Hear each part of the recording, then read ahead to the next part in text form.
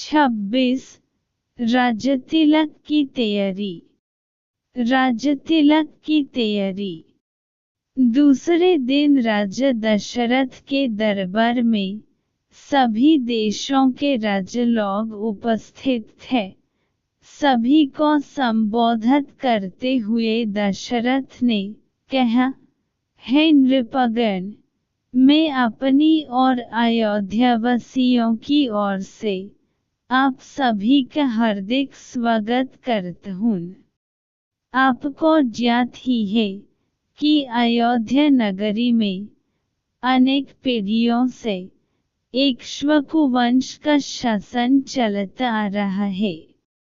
इस परंपरा को निर्वाह करते हुए मैं अब अयोध्या का शासन भार अपने सभी प्रकार से योग्य, वीर, पराक्रमी, मेधावी, धर्मपरायण और नीति निपुण ज्येष्ठ पुत्र राम को सौंपना चाहता हूँ। अपने शासनकाल में मैंने अपनी प्रजा को हर प्रकार से सुखी और संपन्न बनने का प्रयास किया है। अब मैं वृद्ध हो गया हूँ और इसी कारण से मैं प्रजा के कल्याण के लिए अधिक सक्रिय रूप से कार्य करने में स्वयं को असमर्थ पा रहा हूँ। मुझे विश्वास है कि राम अपने कौशल और बुद्धिमत्ता से प्रजा को मुझसे भी अधिक सुखी रख सकेगा। अपने इस विचार को कार्यान्वित करने के लिए मैंने राज्य के ब्राह्मणों, विद्वानों एवं नीतिज्ञों से अनुमति ले ली है।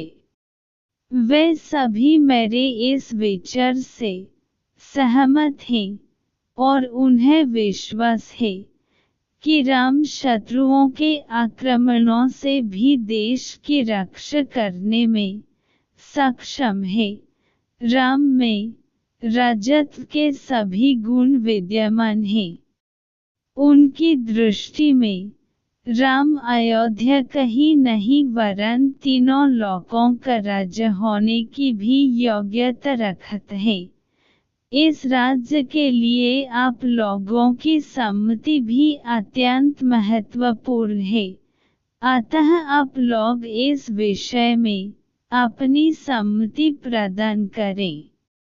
महाराज दशरथ के इस प्रकार कहने पर वहां पर उपस्थित सभी राजाओं ने प्रसन्नतापूर्वक राम के राजतिलक के लिए अपनी सम्मति दे दी। राजा दशरथ ने कहा, आप लोगों की सम्मति पाकर मैं अत्यंत प्रसन्न हूँ, क्योंकि चैत्र मास जो सब मासों में श्रेष्ठ मधुमास कहलाता है, चल रहा है। कल ही राम के राजतिलक के उत्सव का आयोजन किया जाए। मैं मुनिश्रेष्ठ वशिष्ठ जी से प्रार्थना करता हूँ कि वे राम के राजतिलक की तैयारी का प्रबंध करें। राजा दशरथ की प्रार्थना को स्वीकार करके राजगुरु वशिष्ठ जी ने संबंधित अधिकारियों को आज्ञा दी कि वे यथाशीघ्र स्वर्ण, रजत, उज्ज्वल माणिक्य, सुगंधित औषधियों, श्वेत सुगंधियुक्त मालाओं, लज्जा, घृत, मधु, उत्तम वस्त्रादि एकत्रित करने का प्रबंध करें। चतुरंगिनी सैन्य को सुसज्जित रहने का आदेश दें। स्वर्ण हौदों से सजे हुए हाथियों, श्वेत जानवरों, सूर्य का प्रतीक अंकित ध्वजाओं और परंपरा से चले आने वाले श्वेत निर्मल छत्र, स्वर्ण निर्मित 100 घोड़े, स्वर्ण मंडित सींगों वाले सांड, सिंह की अक्षुण्ण त्वचा आदि का शीघ्र प्रबंध करें। सुसज्जित वेदी का निर्माण करें। इस प्रकार अन्य और जितने भी आवश्यक निर्देश थे उन्होंने संबंधित अधिकारियों को दे दिए। इसके पश्चात राजा दशरथ ने प्रधानमंत्री सुमंत से राम को शीघ्र लेकर लाने के लिए कहा। महाराज की आज्ञा के अनुसार सुमंत रामचंद्र जी को रथ में अपने साथ बैठकर लेकर लाए।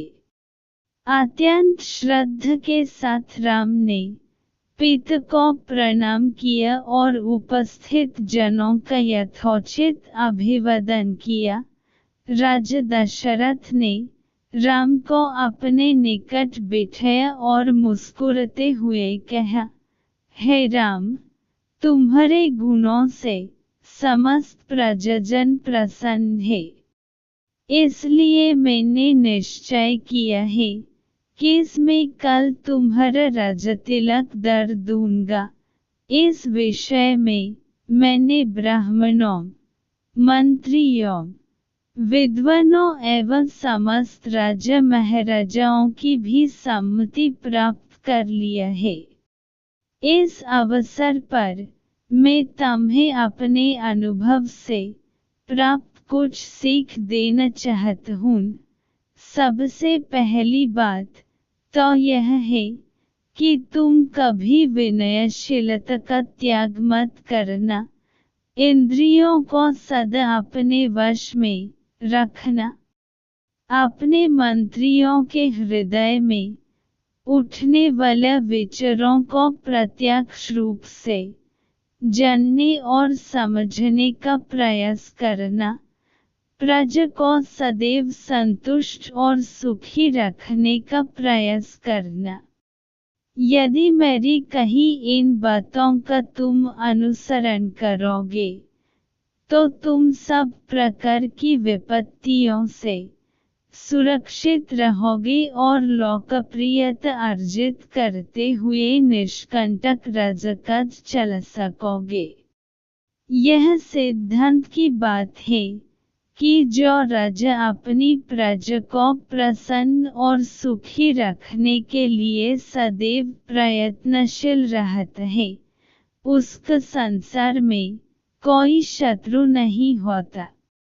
यदि कोई व्यक्ति स्वार्थवश उसका अनिष्ट करना भी चाहे, तो भी वह अपने उद्देश्य में सफलता नहीं प्राप्त कर सकता, क्योंकि ऐसे राजा को अपनी प्रजा एवं मित्रों का हार्दिक समर्थन प्राप्त होता है।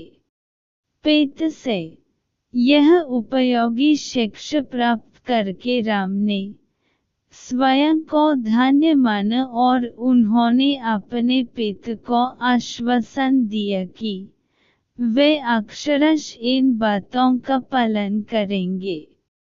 दास दासियों ने राजा के मुख से राम का राजतिलक करने की बात सुनी तो वे प्रसन्नता से उछलते हुए महारानी कौशल्या के पास जाकर उन्हें यह शुभ संवाद सुनाया, जिसे सुनकर उनका रोम रोम पुलकित हो गया। इस शुभ समाचार के सुनने वालों को उन्होंने बहुत सा स्वर्ण वस्त्रभूषण देकर मालामाल कर दिया।